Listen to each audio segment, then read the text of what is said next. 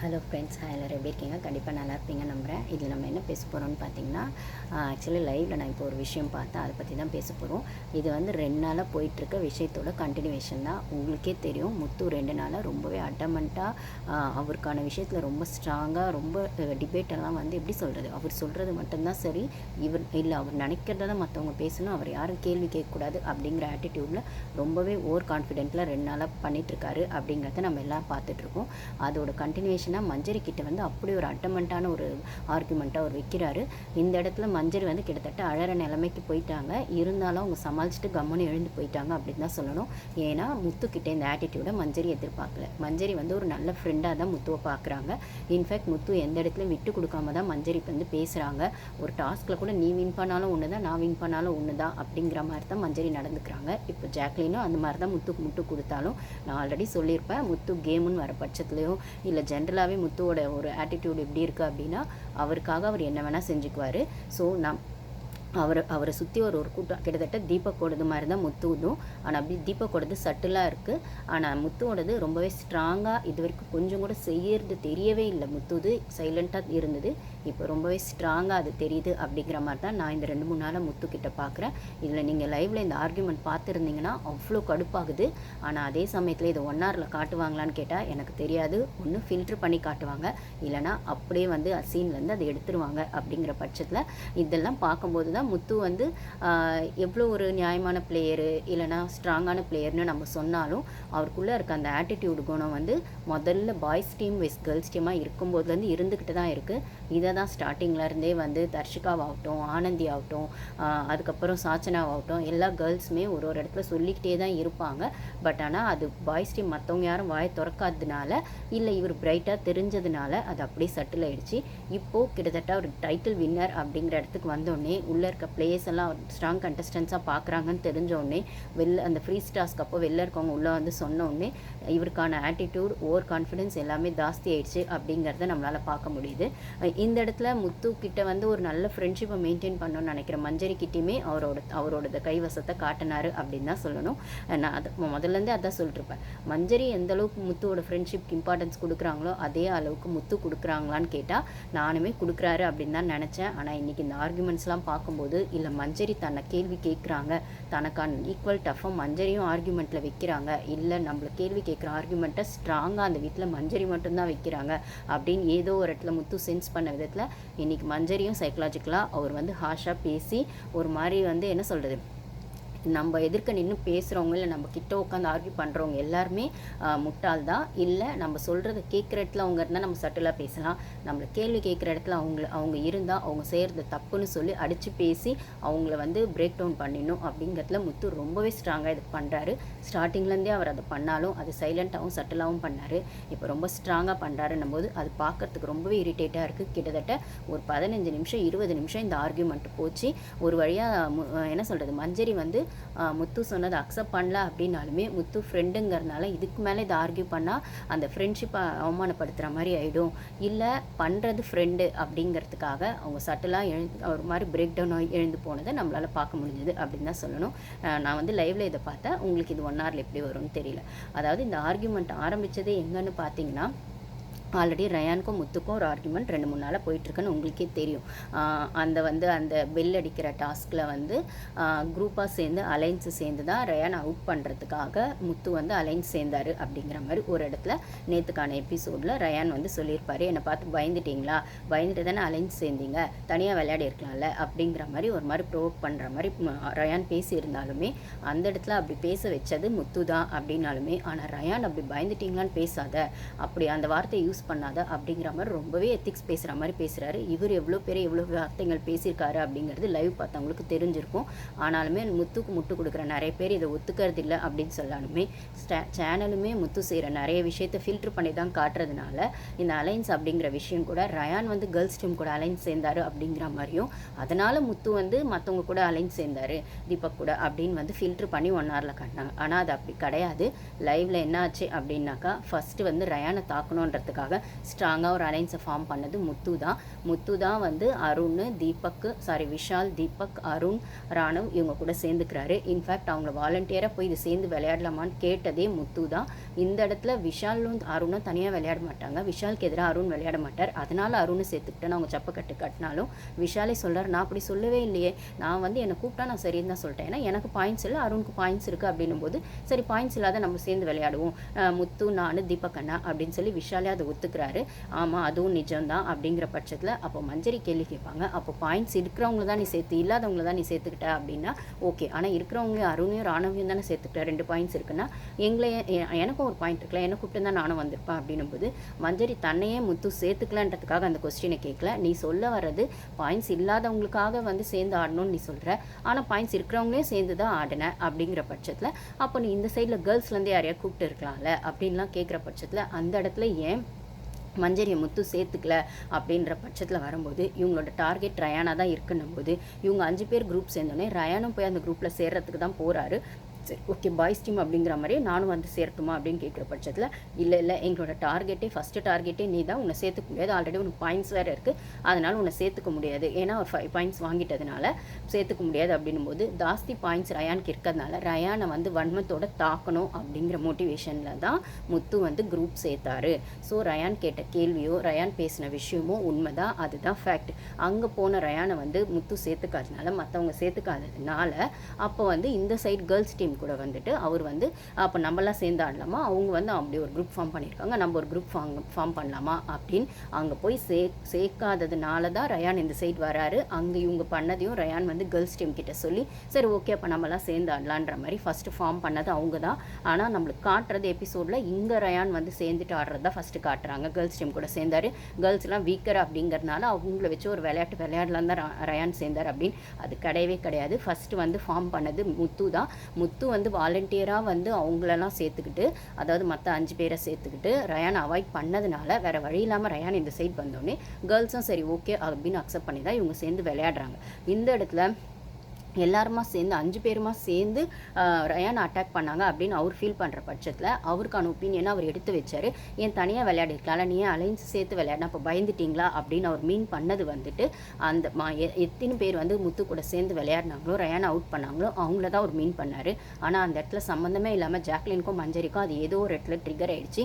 அப்போது வந்து பயந்துட்டிங்களான்னு கேட்கும்போது எங்களெல்லாம் அதாவது அதோட இன்டைரக்ட் மீனிங் என்ன வருதுன்னா ஒருத்தவங்க பயந்துட்டிங்களா அப்படின்னு கேட்கும்போது அப்போ நான் தைரியமான ஆள் நீ கோழை அப்படிங்கிற மீனிங் இன்டைரக்டாக வரும் போது இதுதான் அவங்களை ட்ரிகர் பண்ணிடுச்சு. முத்துவையும் இதுதான் ட்ரிகர் பண்ணிச்சு.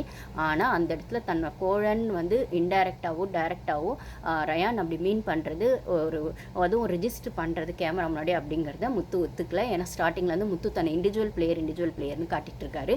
அது ஏதோ ஒரு இடத்துல பிரேக் ஆகிடுமோ இவன் இப்படி ரிஜிஸ்டர் பண்ணுறதுனால, கோழன்னு சொன்னாலும் ரிஜிஸ்டர் ஆகிடும், இல்லை இண்டிவிஜுவல் பிளேயர் இல்லை குரூப் சேர்ந்து தான் ரயான் அட்டாக் பண்ணுறதுக்காக தான் முத்து குரூப் சேர்த்தாருன்னு சொன்னாலுமே முத்துவோட ஈகோ இடிச்சிடும் அப்படின்னும்போது அது அந்த இடத்துல ரயான் சொல்லக்கூடாது, ரிஜிஸ்டர் பண்ணக்கூடாதுன்றது தான் முத்துவோட இன்டென்ஷனாக இருந்தது. இது புரியாத ஜாக்லினும் மஞ்சரியும் முத்துக்கு முட்டு கொடுக்கவும் இல்லைனா ரயான் இப்படி பேச வேணான்னு சொல்லி ரயான் கிட்ட பேசும்போதும் ரயான் முத்து அப்படின்னு வரும்போது ஜாக்லினும் மஞ்சரியும் 2 பேரையும் சமாதானப்படுத்த தான் பார்க்குறாங்க. ரயான் நீயும் இப்படி சொல்லியிருக்க வேணாம், முத்து நீயும் இதை பெருசுப்படுத்தாத, 2 பேரும் இப்படி ஆர்குமெண்ட் வளர்த்திக்கிட்டே போகிறீங்க, 2 பேருக்குமே சரியில்லை அப்படின்னு சொல்ல வராங்க. இந்த இடத்துல சம்மந்தமே இல்லாமல் ஏன் ஜாக்லின் மஞ்சரி கோவப்பட்டாங்கன்னு எனக்கு புரியல. ரயான் சொன்னது முத்து டீம் ஃபார்ம் பண்ணதை பற்றி தான், என்னை பார்த்தா பயந்துட்டிங்களா அப்படின்னும் போது இந்த இடத்துல ரயான் வந்து இவங்க கூட தான் டீம் ஃபார்ம் பண்ணி ஆடுறாரு அப்படின்னும் போது அதாவது முத்து வந்து ஸ்ட்ராங் டீம் ஃபார்ம் பண்ணுங்கிறது தான் முத்துவோட இன்டென்ஷனாக இருக்குது. அவர் ஸ்டார்டிங்கில் அதை தான் சொல்கிறாரு, ரயான் அட்டாக் பண்ணனா ஸ்ட்ராங் அலைன்ஸ் வேணும்னா அந்த இடத்துல மஞ்சரியோ இல்லை வேறு யாராச்சும் பவித்ராவோ கேர்ள்ஸ் டீம்லேருந்து போட்டால் அந்தளவுக்கு ஸ்ட்ராங் கிடைக்காது அப்படின்றது அவரோட மைண்ட் வாய்ஸாக இருந்ததே தவிர அதை அவர் ஓப்பனாக ஒத்துக்காமல் மொத்த பாய்ஸ் டீமையும் அந்த இடத்துல வச்சு விளையாடினார். அதாவது ஃபிசிக்கலாக பார்க்கும்போது கேர்ள்ஸ் பாய்ஸ் 2 பேரும் ஈக்குவல்னு வச்சாலும் ஒரு ஃபிசிக்கல் டாஸ்க்குன்னு ஓடும்போதும் சரி டஃப் கொடுக்கும்போதும் சரி பாய்ஸை விட கேர்ள்ஸ் ஸ்பீடாக ஓடுவாங்களான்னு கேட்டால் நார்மலாக அது கொஞ்சம் கம்மியாக தான் இருக்கும். அவங்களோட வேகத்துக்கு அட்லீஸ்ட் ஒரு 1% கேர்ள்ஸுக்கு கம்மியாகும். அப்படிங்கிற பட்சத்தில் இதை வந்து நான் சொல்லலைங்க, ஈக்குவல்னு கேர்ள்ஸும் பாய்ஸும் வந்து மெயின்டைன் பண்ணணும் அப்படின்னு ஒரு டாஸ்க் எடுத்துக்கிட்டாலுமே அந்த இடத்துல பாய்ஸ் தான் நல்ல டஃப் கொடுக்க முடியும், அப்போ தான் ரயான் அட்டாக் பண்ண முடியுங்கிறது முத்துவோட இன்டென்ஷனாக இருந்தது. அதனால தான் அவர் கேர்ள்ஸ் டீம்லேருந்து யாரையும் சேர்க்காம அவங்க மஞ்சரி கேட்ட மஞ்சரி ஆகட்டும் பவித்ராவே ஆகட்டும் எல்லாருமே ஆகட்டும், ஏன் பாயிண்ட்ஸே இல்லாத ஜாக்லின் பாயிண்ட்ஸ் இல்லாத இருக்கிறவங்க கேர்ள்ஸையும் சேர்த்துருக்கலாம், பாயிண்ட்ஸ் இருக்கிற மஞ்சரியும் சேர்த்துருக்கலாம். ஆனால் அவர் அதெல்லாம் பண்ணாமல் பாயிண்ட்ஸ் இருக்கிற இல்லாத கேர்ள்ஸை விட்டுட்டு பாய்ஸை தான் சேர்த்தாருங்கிறதே ரயானை ஸ்ட்ராங்காக அட்டாக் பண்ணோம் அப்படின்னும் போது பயந்துட்டிங்களான்னு ரயான் கேட்டதுலேயும் தப்பு இல்லை. ஆனால் இது ஒத்துக்கிறதுல முத்துக்கு பிரச்சனைனா இந்த இடத்துல பயந்துட்டிங்களான்னு கேட்கும்போது அப்போ எங்களெல்லாம் வீக்குன்னு நினச்சிட்டு அப்போ நீ மட்டும் ஸ்ட்ராங்குன்னு இன்னும் சென்டர் ஆஃப் அட்ராக்ஷனாக வச்சு பேசுறியா அப்படிங்கிற இடத்துல ஜாக்லினும் மஞ்சரியும் அதை யோசிக்க ஆரம்பிச்சிட்டாங்க. அதனால தான் ஜாக்லின் வந்து இவங்க முத்துக்கிட்ட போய் அவன் சொன்னது இப்படி தானடா மீன் ஆச்சு, அது அப்படி தானடா புரியும், பயந்துட்டிங்களா அப்படின்னா மீன் பண்ணதில்லை அவன் அதை தானே சொன்னான் அப்படின்னு முத்து ஸ்ட்ராங்காக அடித்து பேசின விதம் ஏதோ ஒரு வகையில் மஞ்சரியும் ஜாக்லினையும் ரயானுக்கு எதிராக திருப்பி விட்டா மாதிரி தான் அந்த இவன் செய்யறது சரி அப்படிங்கிற இடத்துல அவங்க மஞ்சரியும் ஜாக்லினும் முத்துவை புரிஞ்சுக்கணும், ரயானை தப்பாக ட்ரிகர் பண்ணணும். ஏன்னா ஆல்ரெடி ஒரு கோல்டு வார் ரயானுக்கும் ஜாக்லினுக்கும் போகுது அப்படின்னும் போது மஞ்சரி ஆப்வியஸாக தனக்கு சப்போர்ட் பண்ணுவாங்க அப்படின்னு வந்து முத்து நம்பும்போது இதை ஆப்வியஸாக ரயானுக்கு எதிராக 2 பேரையும் வந்து முத்து திருப்பி விட்டார் அப்படின்னும் போது இந்த ஆர்குமெண்ட்டில் பயந்துட்டிங்களான்னு கேட்டிருக்க வேணாம், அது ப்ரொவோக் பண்ணுற மாதிரி ஆகும் அப்படின்னு மஞ்சரிக்கான டிஸ்கஷனில் ரயானும் வந்து அந்த கிளாரிட்டி கொடுத்தாலும் அதுக்கப்புறம் மஞ்சரி ஒரு இடத்துல சொன்னதை ரயான் புரிஞ்சுக்கிட்டு சாரி கேட்டு சரி ஓகே நம்ம பேசியிருக்க வேணாம் அப்படின்றது அந்த கான்வர்சேஷன் முடிஞ்சிருது. இது பேசிகிட்டே இருக்கும்போதுமே வந்து ரயானோட ஃபேஸில் ஒரு மாதிரி அவர் சிரிச்சார், நம்ம ஏன் அப்படி சிரிக்கிற அப்படின்ற மாதிரி முத்து கேட்கும். நான் அது நார்மலாக தான் இருக்கேன், இன்டென்ஷன்லாம் பண்ணலை, சாதாரணமாக தான் பண்ணேன்னு சொன்னோடனே உடனே அப்படியா சரி சரி அப்படின்னு சொல்லி ஒரு கிளாரிட்டி கொடுத்து முத்து சாரி கேட்டு அதாவது ரயான் வேறு மாதிரி சிரிக்கிறாரு நக்கலா அப்படின்னு நினச்சிக்கிட்ட முத்து அதுக்கப்புறம் ரயான் அது அப்படி இல்லைன்னு கிளாரிட்டி கொடுத்தோன்னே ஓகே நான் தெரியாமல் புரிஞ்சுக்கிட்டேன் அப்படின்னு சாரி அதுக்கு தான் கேட்டாரே தவிர அவர் சிரிச்சதை தப்பாக மீன் பண்ணதுக்காக தான் முத்து சாரி கேட்டாரே தவிர முத்து வந்து அவரோட ஸ்டாண்டில் வந்து அந்த விஷயத்தை கம்ப்ளீட் பண்ணோங்கிறதுக்காக சாரி கேட்கல. ஆனால் ரயானை ஏதோ ஒரு வகையில் செஞ்சது சாரின்னு ஒத்துக்க வைக்கணுன்றதுக்காக தான் முத்து அந்த பிளேவை பண்ணார் சிரிக்கிறது அப்படின்னு வரும்போது.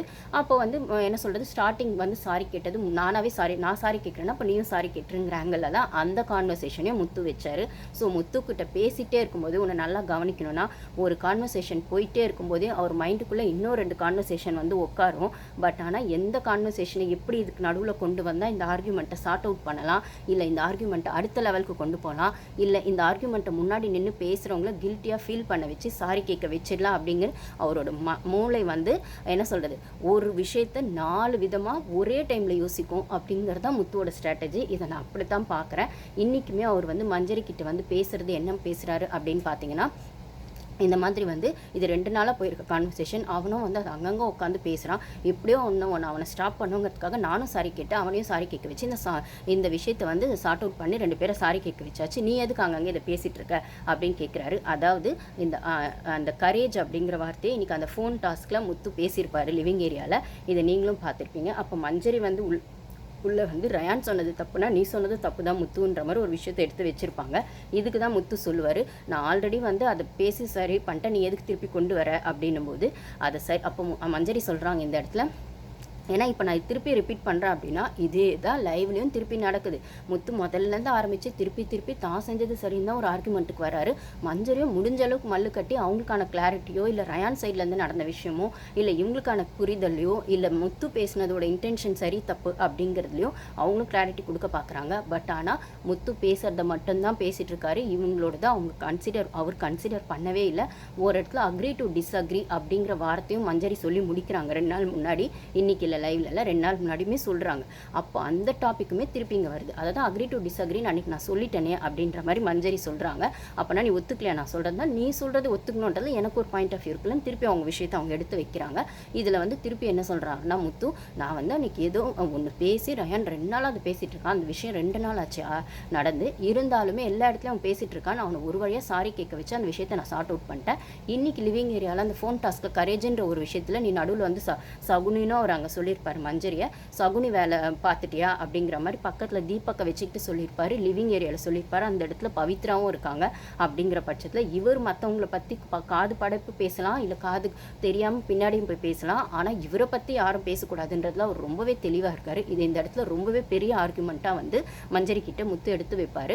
அப்போ வந்து மஞ்சரி சொல்லுவாங்க நீ அன்றைக்கி ரயான் கிட்ட சாரி கேட்டது கூட நீ பேசினது நீக்காக நீ சாரி கேட்கல, நீ சாரி கேட்டது அந்த சிரிச்சது அப்படின்னும் போது அந்த மாதிரி சிரிச்சது அவன் அவர் சாதாரணமாகவே ரயான் சிரிச்சிருந்தாலும் அதை வேணும்னே இவங்க வந்து ட்ரிகர் பண்ணுற மாதிரி இவர் ஆரம்பித்து நீ அப்படி சிரிக்கிறான் போது இல்லை நான் அப்படி அது ஹர்ட் பண்ணுற மாதிரி உனக்கு ஆயிருந்தால் சாரி நான் அதுக்காக பண்ணலை அப்படிங்கிற மாதிரி இவர் அதை ஆரம்பித்து நான் வந்து தப்பாக புரிஞ்சுக்கிட்டேன்னு சாரியை இவர் முதல்ல முத்து ஆரம்பித்து அதுக்கப்புறம் இவனே சாரி சொல்லிட்டேன். அப்போ நம்மளும் சொல்ல அப்போ நானுமே ப்ரோக் பண்ணுற மாதிரி பேசியிருந்தா சாரி அப்படிங்கிற மாதிரி ரயானை சாரி கேட்க வச்சு அந்த விஷயத்தை கம்ப்ளீட் பண்ணி விட்டுடுவார். அது அன்றைக்கி காலையில் தான் நடந்திருக்கும்.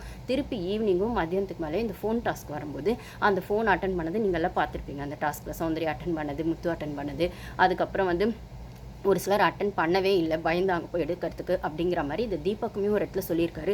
இப்போ இந்த கான்வர்சேஷன் வந்து மஞ்சரிக்கும் முத்துக்கும் நடக்கும்போது இந்த இடத்துல தீபக் சொன்னதையும் முத்து சொல்கிறாரு. அந்த இடத்துல தீபக் ஏன் பேசலை, நான் நிறைய கொஸ்டின்ஸ் கேட்டிருக்கேன், முக்கியமான இடத்துலலாம் முத்துக்கு எதிராக ஏன் தீபக் பேசலை அப்படின்னும் போது அந்த இடத்துலையுமே முத்துவும் மஞ்சரியும் பேசிகிட்டு இருக்கும்போது ஏன் தீபக் பேசலை அப்படின்னு ஒரு மைண்ட் வாய்ஸ் போனால் இப்போ வந்து லைவில் அவர் சொல்கிறாரு முத்து, தீபக் அண்ணா தான் அதை சொன்னார், இந்த மாதிரி வந்து என்னடா எவனுமே ஃபோன் எடுக்க மாட்டேன் எல்லாம் பயந்துட்டாங்களாடா அப்படின்ற மாதிரி தீபக் அண்ணா சொன்னார். அதைத்தான் நான் லிவிங் ஏரியாவில் சொன்னேன். அப்போ தீபக் அண்ணா சொன்னால் தப்பு இல்லையா, அப்போ நான் சொன்னால் தப்பா அப்படிங்கிற மாதிரி மஞ்சரி கிட்ட வைக்கிறாரு. அப்போ வந்து சொல்கிறார் தீபக் அண்ணா உங்ககிட்ட கேஷுவலாக சொல்லிடுவார், ப்ளஸ் அது க்ளோஸ்ட் கான்வர்சேஷன், ஜாக்லின் தான் அங்கே இருந்தாங்க அப்படின்னு முத்து சொல்கிறார். ஜாக்லினுக்கு அது ட்ரிகர் ஆகாமல் தோணியிருக்கலாம், ஆனால் நீ லிவிங் ஏரியாவில் உட்காந்து அன்றைக்கி காலையில் தான் அந்த விஷயம் நடந்திருக்கு, பயந்துட்டிங்களான்னு சொல்லக்கூடாது, நீ தான் ரயான் கிட்ட சொன்ன, பயந்துட்டிங்களான்ற வார்த்தையை பயன்படுத்தாதன்னு இப்போ வந்து அந்த ஃபோன் எடுக்கிறவங்க தான் இந்த டாஸ்க்கை பொறுத்த வரைக்கும் கரேஜ் இருக்கிறவங்க, ஃபோன் எடுக்கிறவன் தான் கரேஜ் இருக்கிறவன் அப்படி நான் திருப்பி ஏன் சொல்கிறேன்னா இந்த டாஸ்க்கை பொறுத்த வரைக்கும் யார் ஃபோன் எடுக்கிறாங்களோ அவன் தானே கரேஜ் அப்படின்னும் போது அவன் தான் அப்படின்ற சொல்கிற அவங்க தானே கரேஜ் அப்படின்னு சொல்கிற பட்சத்தில் அவங்க மட்டும்தான் தைரியம், மற்றவங்களுக்குலாம் தைரியம் இல்லை, மற்றவங்களாம் கோழை அப்படிங்கிறது தான் இதுக்கான ஆப்போசிட் மீனிங்காகவும் வருதுன்றது தான் மஞ்சரி சொல்லியிருப்பாங்க. காலையில் ரயானை நீ அப்படி சொல்லாதன்னு சொல்லிட்டு இப்போ நீ ஏன் இதை சொல்கிற அப்படின்னும் போது ரெண்டும் ஒரே மீனிங்கில் தான் வருதுன்னும் போது ரயான் வந்து அந்த இடத்துல கேட்டுட்டு இருக்கிறதுனால உடனே சகுனி வேலை பார்த்துட்டு போயிட்டியா அப்படிங்கிற மாதிரி மஞ்சரியை வந்து சொல்கிறாரு முத்து. இது நம்மளுமே பார்த்துருப்போம். அந்த இடத்துல தீபக் வந்து கம்மன் தான் இருக்காரு. ஏன்னா இது ஒரு சாதாரணமான விஷயம், பயந்துட்டிங்களான்னு கரேஜ் இருக்கவன் தான் இந்த டாஸ்க் ஆடுவான், இல்லை கரேஜ் இருக்கிறவன் தான் இந்த டாஸ்க் பண்ணுவாங்க அப்படின்னு சொல்கிறது வந்து சாதாரணமான விஷயம். இது ஏன் தப்பாக போகுதுன்னா அது ஆரம்பித்ததே தீபக் தானும் போது அவர் எங்கே வாய் திறப்பார், அதை தான் தப்புன்னு மஞ்சரி சொல்லும்போது தீபக் அப்படி சொல்லியிருக்காருன்னு மஞ்சரிக்கு தெரியாது. அவங்கள பொறுத்த வரைக்கும் முத்து அந்த இடத்துல சொல்லும்போது ஆல்ரெடி அதை பற்றி ஒரு டாபிக் போயிருக்கு, ரயான் அங்கே இருக்காருன்னா இன்னும் அந்த ஃபோனை எடுக்கல அப்படிங்கிற இடத்துல மஞ்சரியும் இருக்காங்க, ஒரு சிலரும் அங்கே இருக்காங்க, ஜாக்லின்லாம் வந்து அதுக்கப்புறம் இருந்தாலுமே ஒரு சிலர்லாம் ஃபோனை எடுக்காமல் அந்த டாஸ்க்குள்ளே இருக்காங்க, பவித்ராலாம் இருக்காங்க அப்படின்னும் போது அது எல்லாரையும் மீன் பண்ணும், மற்றவங்கள வந்து தைரியம் இல்லாதவங்க அப்படின்னு காட்டுங்கிறதுக்காக மஞ்சரி அந்த இடத்துல அதை கொண்டு வராங்க. பட் ஆனால் இதை சாக்கா வச்சுக்கிட்டு ரயானும் வந்து இதைத்தான் நேற்று அப்போ தைரியம் இதில் என்னடா தப்பு இருக்குது அப்படிங்கிற மாதிரி திருப்பி முத்து சொல்லவும் அப்போ ரயான் வந்துட்டு அப்போ என்ன தனியாக ஆடுறவங்களுக்கு தைரியம் அப்படின்னும் போது அந்த ஃபோன் டாஸ்க்கு தனியாக தான் ஆடுறாங்கன்னா அதை தான் நானும் சொல்கிறேன், தனியாக ஆடினா தான் அதுக்கு பேர் தைரியம் அப்படின்னும் போது நீ தலைன்ஸ் போட்டு தானே ஆடுனீங்க அப்படின்னு ரயான் திருப்பி பழசை எடுத்துகிட்டு வருவோம். இந்த இடத்துல ரயான் திருப்பி பழசை எடுத்துகிட்டு முத்து மஞ்சரி இதை மஞ்சரி ஆரம்பித்தோடனே ரயான் அந்த இடத்துல வருவார்னு முத்து எதிர்பார்க்கறதுனால திருப்பி எப்படியோ கஷ்டப்பட்டு ஒரு விஷயத்தை சார்ட் அவுட் பண்ணி சரி பண்ண மாதிரி இவர் நினச்சிட்டு இருக்க ஒரு விஷயம் திருப்பி பூகம்பமாக வெளில கிளம்பவுமே இவருக்கு கடுப்பாயிடுச்சு முத்துக்கு, திருப்பி நம்ம மாட்டிக்கிட்டோம் அப்படின்னு. அந்த இடத்துல லிவிங் ஏரியாவில் தீபக்கோ இல்லை மற்றவங்களோ சுற்றி இருக்கும்போது நீயும் தப்பு செஞ்சுருக்க, நீயும் வார்த்தைங்களை விடுற அப்படிங்கிற மாதிரி மஞ்சரி மீன் பண்ண மாதிரி முத்துக்கு ஒன்று ட்ரிகர் ஆயிடுச்சு. அப்போ மஞ்சரி கிட்ட முத்து சொல்கிறார், நான் சாதாரணமாக தான் சொல்கிறேன், யாரையும் வந்து நான் இதுவாக இன்டென்ஷன்லாம் சொல்லலை, நீங்களாம் தைரியம் இல்லை அப்படிங்கிற மாதிரி சொல்லலை, இந்த டாஸ்க்கை பொறுத்த வரைக்கும் ஃபோன் எடுக்கிறவன் தான் கரேஜ் இருக்கிறவன் அப்படின்ற மாதிரி நான் சொன்னேன் அப்படின்றது சொன்னோடனே ஓகே நீ இன்டென்ஷன்லாம் சொல்லலாம் ஓகே, பட் ஆனால் அந்த வார்த்தை அப்படி தான் மீன் ஆகும் அப்படின்னும் போது எனக்கு ஓகே, நானும் தான் ஃபோன் இருந்தாலும் எனக்கு ஓகே, ஆனால் சுற்றி இருக்க எல்லாருக்கும் அது மீன் ஆகுது, இன்னொரு 4 பேர் அந்த ஃபோன் எடுக்கல அப்படின்னும் போது நீ இப்படி சொல்லியிருக்க வேணாம், இவ்வளோ பெரிய ஆர்குமெண்ட் நடந்தாலுமே அப்போ வந்து முத்து சொல்கிறாரு, சரி இது முடிஞ்சிடுச்சு, இப்போ நீ ஆரம்பித்து விட்டுட்ட அப்படின்னும் போது 2 நாளாக இதனால் மஞ்சரி கிட்ட முத்து வந்து சரியாகவே முகம் கொடுத்து பேசலானும் போது இன்றைக்கி எப்படியாச்சும் இதை பேசி சரி பண்ணணும் தான் திருப்பி 2 பேரும் உட்காந்து பேசுகிறாங்க. இந்த இடத்துலையுமே மஞ்சரி என்ன சொல்கிறது, ஆப்வியஸாக முத்துவோட ஃப்ரெண்ட்ஷிப்காக போய் உட்காந்து பேசினாலும் இந்த இடத்துல மஞ்சரி அவாய்ட் பண்ணுற மாதிரி 2 நாளாக ரிஜெக்ட் பண்ணுற மாதிரி ஹர்ட் பண்ணிவிட்டு இப்போவா உட்காந்து பேசலாம் என்ன பிரச்சனை அப்படின்னும் போது நீ இப்படி பேசினது பிடிக்கல, அந்த இடத்துல முடிஞ்சு போன ஒரு விஷயத்தை எடுத்துகிட்டு வந்து பேசினது பிடிக்கல, அது மட்டும் இல்லாமல் நீ பின்னாடி நிறைய பேசியிருக்க, இதனால் நான் உங்ககிட்ட பேசிவிட்டு அக்ரி டு டிஸ்அக்ரின்லாம் சொல்லியாச்சு பண்ணியாச்சு விட்டாச்சு ஏன் பேசுகிறேன், அப்போ ஜாக்லின் யார்கிட்ட நான் பேசினேன் அப்படின்னு கேட்குறாங்க. ஜாக்லின் கிட்டேயும் ரயான் கிட்டேயும் பேசும்போது நான் அவங்கக்கிட்ட என்ன பேசினேன்னு உனக்கு தெரியுமா? ஜாக்லின் கிட்ட நானாக பேசலை. ஆமாங்க, அவங்களா பேசலை. அன்றைக்கி ஏதோ ஒன்று பேசுவோம். ஏன்னா ஜாக்லின் மஞ்சரி 2 பேரும் தான் ரயானையும் தப்புன்னு சொன்னாங்க, முத்துவையும் தப்புன்னு சொன்னாங்க. அப்போ ஏதோ இடத்துல அவங்க 2 பேரும் இதே பண்ணிட்டு இருக்காங்க. போய் நடுவில் வந்து நம்ம 2 பேரும் ஹர்ட் ஆகக்கூடாதுன்னு சொன்னால் 2 பேருமே புரிஞ்சிக்கலாம், என்ன பண்ணுறது அப்படின்னும் போது மஞ்சரி சொல்லியிருப்பாங்க, ஆமாம் முத்து கிட்ட தான் நான் இதை எதிர்பார்க்கல, வேறு யாராக இருந்தால் நான் இதை அப்படியே விட்டுட்டு போயிருப்பேன். முத்து ஒரு எத்திக்ஸோட விளையாடுவான், இல்லை முத்து செஞ்சால் அது ஒரு அர்த்தம் இருக்கும்னு யோசிச்சுட்டு இருக்கும்போது இந்த விஷயம் அது கூட ஒத்து போகலன்னும் போது எனக்குமே கஷ்டமாக தான் இருக்குது அப்படின்ற மாதிரி முத்து பற்றி பேசினது. ஏதோ ஒரு இடத்துல முத்துக்கு அதுக்கு ஜாக்லின் சொல்லியிருப்பாங்களா, இவராக கேட்டிருப்பாரான்னு தெரியல. ஏன் என்னை பற்றி பின்னாடி பேசுகிற அப்படிங்கிற மாதிரி சொல்லி பின்னாடி பேசுறதுல ஒரு ஃப்ளோவில் வந்தது. அந்த வீட்டில் எல்லாரை பற்றியும் எல்லாருமே ஏதோ ஒரு இடத்துல பின்னாடி பேச தான் செய்கிறாங்கன்னா, சௌந்தர்யாவுமே காசிப் பேசுகிறாங்க அப்படின்னாலுமே சௌந்தர்யாவும் முன்னாடி பேசிட்டு அதை டீட்டெயிலாக பின்னாடி பேசுகிறாங்கன்னும் போது முத்துவை பற்றி மஞ்சரி அந்த மாதிரி டீட்டெயிலாக உட்காந்து விளக்கம் கொடுத்து இப்படின்லாம் சொல்லவே கிடையாது. ஆனால் நிறைய நான் முதல்லேருந்து சொல்வேன், முத்து நிறைய கேர்ள்ஸை பற்றி பின்னாடி பேசியிருக்காரு. ஏன்னா விஷால் சௌந்தர்யா விஷயமாகட்டும், விஷால் ஜாக்லின் விஷயமாகட்டும் நிறைய பேசியிருக்காரு. பவித்ராவை பேசியிருக்காரு. ஏன் மஞ்சரியுமே ஆன்டகனிஸ்ட் புரோட்டகனிஸ்ட்னு தீபக் கிட்ட மஞ்சரி இல்லாத சமயத்தில் அந்த விஷயத்தை பற்றி பேசினது முத்து தான் போது இந்த இடத்துல தன்னை பற்றி மட்டும் யாரும் பேசக்கூடாதுன்னு முத்து சொல்கிறது எந்த நியாயம் அப்படிங்கிற மாதிரி எனக்கு செம்ம கடுப்பாச்சு. இதில் மஞ்சரி சொல்கிறாங்க, அப்போனா இந்த வீட்டில் முத்துன்ற ஒரு ஆளை பற்றி யாருமே பேசக்கூடாதா அப்படின்னும் போது, அப்படி இல்லை, நான் இல்லாதப்போ பேசாதீங்க அப்படின்னும் போது அந்த கேமுக்கு அது அப்படி தானே வரும், பேசுறது தானே, அதை தான் நான் சொல்கிறேன், நான் இல்லாதப்போ அதை பற்றி பேசாதீங்க அப்படின்னும் போது அது எப்படி இல்லாதப்போ பேசுன்னு. ஒரு ரூமில் நடக்கிற விஷயத்துக்கு லிவிங் ஏரியாவில் பேசுவாங்க, லிவிங் ஏரியாவில் நடக்கிற விஷயத்துக்கு கார்டன் ஏரியாவில் பேசுவாங்க தான், கார்டன் ஏரியாவில் ஒரு விஷயம் நடந்தால் ஒரு 4 பேர் உட்காந்து கிச்சனில் பேசுவாங்க தான். அதுதானே அந்த கேமோட பர்பஸே. யாரை பற்றி பேசுகிறாங்க, இல்லை அது வந்து முன்னாடி ஒன்று பேசுகிறாங்களா பின்னாடி ஒன்று பேசுகிறாங்களா, இல்லை இருக்கிற விஷயத்தை அவங்க ஆதங்கத்தை எங்கேயும் கொட்டுறாங்களான்றதான விஷயமே போது முத்துக்கு மட்டும் புது நியாயமாக 13 வாரத்தில் இல்லாத விஷயத்த வந்து எடுத்து வைக்கிறாரு. அப்போ டக்குன்னு மஞ்சரி இன்னொரு கேள்வி கேட்குறாங்க, அப்போ நீ இது வரைக்கும் யாரை பற்றி அந்த மாதிரி பின்னாடி பேசினதே இல்லையா, அவங்க இல்லாத இடத்துல அவங்கள பற்றி நீ அந்த டாபிக் பேசினதே இல்லையானா உடனே டக்குன்னு வந்து இவர் வந்து உஷாராயிடுறாரு. மஞ்சரி இந்த கேள்வி கேட்டோன்னே அது பேசியிருக்கேன் தான், ஆனால் இப்போ வந்துட்டு இனிமேல் பேச மாட்டேன் அப்படின்றாரு. இது எப்படி இருக்குன்னா, இவ்வளோ நாள் நான் செஞ்சுட்டேன் இனிமேல் செய்ய மாட்டேன்னு சொல்கிறது இவருக்கான விஷயம் வரும்போது இவருக்கு குத்துது கொடாயுதுன்னு போது தான். ஆனால் இந்த கேள்வி மஞ்சரி கேட்பாங்கன்னு முத்து எதிர்பார்க்காத பட்சத்தில் இதுதான் மஞ்சரி சொல்கிறேன், ஒன்று பேசிட்டு இருக்கோம் இன்னொரு கான்வர்சேஷனை வேறு இடத்துல கொண்டு போகிற அப்படின்ற மாதிரி திருப்பி கோவப்படுறாரு. இல்லை முத்து இதில் என்ன இருக்கு, அப்போ நீ என்ன சொல்லும் போது அப்போ நானும் அந்த கேள்வி கேட்க தானே வேணும், நீயும் அது மாதிரி பண்ணியிருக்க தானே அப்படின்னா, சரி ஓகே இனிமேல் பண்ணலை அப்படிங்கிறாரு. அதுக்கப்புறம் சக்கரை விஷயம்னு ஒன்று வந்திருக்கு, சக்கரை பஞ்சாயத்து, அதுவுமே இந்த டாபிக் உள்ளே வருது. இந்த இடத்துல அட்டமண்ட்டாக முத்து பேசினது பார்த்தா எனக்கு செம்ம கடுப்பு தான் ஆச்சு. இப்படி ஒரு அடமெண்ட்டான ஆட்டிடியூடான கேரக்டர் இவர் தான் அப்படின்னு ஸ்டார்டிங்லேயே தெரிகிற பட்சத்தில் ஜனங்க ஓட்டு போட்டிருப்பாங்களான்னு தெரியாது. ஆனால் ஸ்டார்டிங்கெல்லாம் ஒன்றுமே தெரியாத மாதிரி சட்டிலாகவும் சைலண்ட்டாகவும் இருந்துட்டு அப்பயுமே பண்ணாருன்னு தான் நான் சொல்லிகிட்டே தான் இருக்கேன் எல்லா வீடியோஸ்லையுமே.